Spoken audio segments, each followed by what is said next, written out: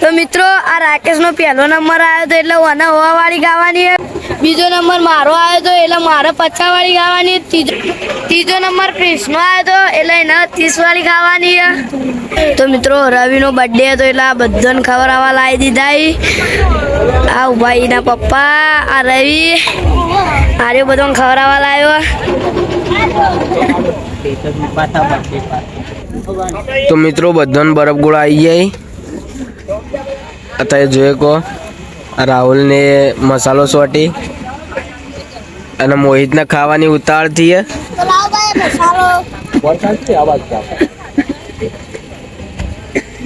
આ બધા બરફ ગોળો હવે ખાવાનું ચાલુ કરી તે જોઈએ કહો.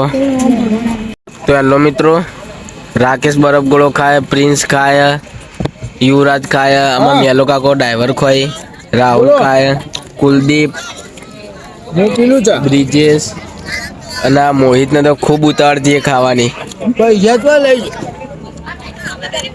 આ આપણો બરફ ગોળો આપણે ધીમે ધીમે શાંતિથી ખાઈએ. આ બધા ઉતાવળ કરી ખાવાની.